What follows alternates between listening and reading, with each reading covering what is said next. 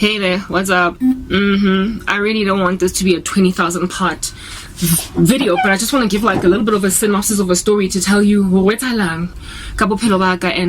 what's up, you know what I mean? Anyway, whatever. My mom went, please go check out the previous part to gauge where we find ourselves, ne?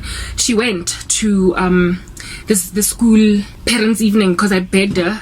And when she got there, the teacher was like, oh, like, guys, I was a student. I was gifted. All right. My mom didn't care or no. You know, I'm like Matilda. I don't know if you guys have seen the movie Matilda. That little girl, or read the book. Yeah, Roald Dahl. Is it Roald Dahl? Her family just could not care less about the fact that she was born a genius.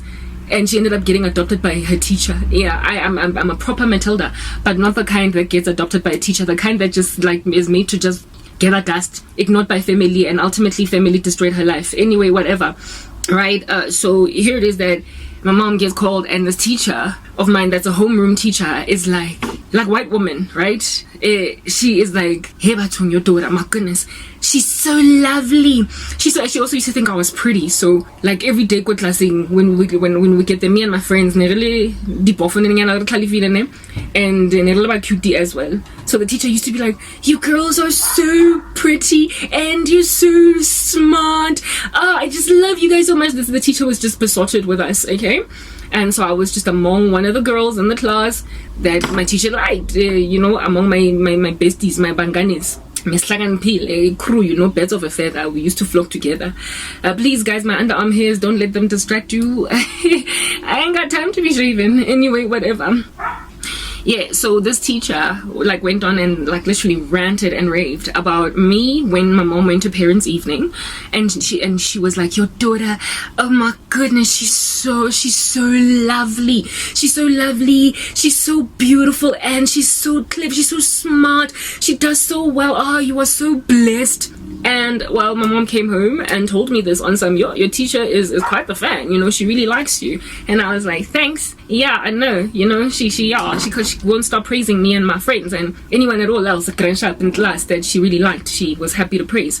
And I thought that, you know, from that moment, my mom would be like, she would notice, she would realize, because I had outgrown the laziness of primary school, that gold mine Nimona, you've got a lovely daughter, she's beautiful and she's smart, like you've got like future Mahadi 100,000, 1 million, you've got Lobolaya 1 million Nimo. Not only do you have one Lobolaya 1 million, but you have got like multiple degrees. It's a doctor, it's a biochemist, you know what I mean? Yeah, it's a astrophysicist, it's a theoretical physician, it's a lawyer, you know, yeah, do you get me? Geologist. I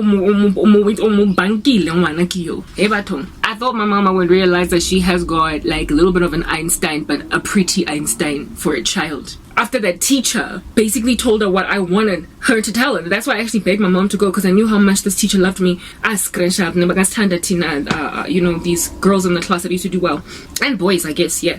But yeah, whatever. I'm speaking right now for myself. Ne? I wanted her to change her mind about the fact that and I'm not going anywhere in life. And this teacher, I hoped that my teacher would change her mind, because I remembered how in primary school, my teachers used to call her and complain that I'm smart but I'm lazy. But now I was like actually putting in the time. I was working, you know what I mean? It did nothing. She did not change. She did not become better towards me. Did not realize she's got a gem in her hands, a diamond. And I thought that maybe it's because, you know, when a parent is going through a lot, you think I know who hectic in my life, so habo one one day later, hey, I said strong to get her life together as a kid that cares for her parent. I literally dealt with my mom's negligence of me and like lack of care, like apathy of my giftedness. I dealt with it as she is going through a lot, because yes, she was. I mean, goodness, I don't know how we were nomadic when I was growing up. As in moving from pillar to post to, because my mom, like, she would sometimes lose a job, got retrenchment day, next thing we'd have to move to a smaller house. I lived in something like 5 or 6 different homes all throughout high school, okay? So I thought she was just stressed, and so again, as Katiso focus on me. My older sister had gotten a scholarship. These brains come from my dad. Please, guys, underarm hairs, don't pay attention. My older sister had gotten a scholarship to go and study in Italy, so she was the only, so I was the only kid kind of left behind. My younger sister was only born when I was 17, grade 11. So this is grade 9 that I'm talking about. So I was basically like an only child, and I went everywhere with my mother, and I just wrote off her negligence of me or her disregard of my giftedness and my talent as stressed. And I had favor eskolweni, and I had favor, you know, I had a future, I had a plan that I put down, what I'm going to do with my life. Do you understand? And I told myself that one day my mom will see what she has, even though teachers now told her what I'm about and she could not care less. I told myself that I'm going to work hard, I'm going to study, I'm going to get my degree, I'm going to basically show her that I'm worth her effort and her energy. Well, my little sister got born when I was in grade 11, and that's when I noticed that, okay, this thing that my mom is not just cause stressed my lifing, or things are not slanganarring for her.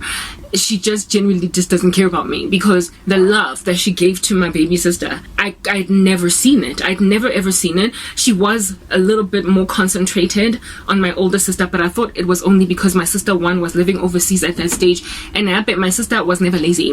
She was one of those kids that from primary was just like always on the stage there doing, you know, it break dance for being number 1 or number 2. I was a bit of a late bloomer, so my mom decided to invest all of her energy in getting this kid a future. So I thought that it was just because my sister displayed early that she was that thing. So I worked like a dog to prove to my mom that, hey, I'm just like my older sister, invest in me too. But she never did. And I imagine that my sister relieved her of parenting, bohektiki, all that, you know, responsibility, because she was really actually truly going through a lot, because she was like, when she got to that into the scholarship Yago Italy, my older sister was everything was paid for, so the financial burden was taken off my mom. I was literally the only thing that she needed to take care of at this stage. So I imagined that maybe that's why towards my older sister, she groomed her so that she would be relieved. But now that she had just me, I wanted to show her that I'm not just some burden. Like, literally, I am a gem. It never worked. And when my baby sister was born, despite the fact that she still had issues, we still were nomadic. We still kept on moving from pillar to post. There was a time when we were living in a back room at the back of my aunt's house, with my little sister Ellie, an infant, like a newborn baby. So she was still stressed out, if anything, a lot more than she was when I was still on, like, you know, much, much younger. And yet the protection, the love, the affection, the investment, I was like, oh my goodness, like, this woman hates me, like, she doesn't care. Oh, as in, anyway, so these are things that I just looked at and I took them in my stride. At least I was eating. I wasn't being treated like trash entirely. I was just neglected. Like, the situation now is really bad, guys. This is now trash treating.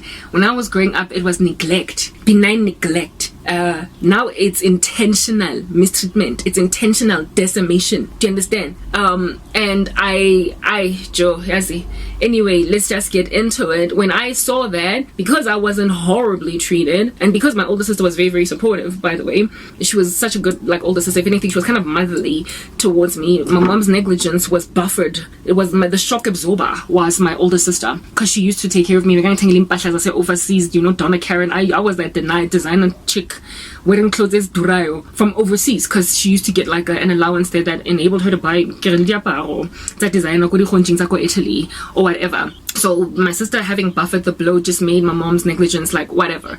Told myself that I'm gonna get my own, and I'm gonna show this woman that I was not a waste of breath. Next part.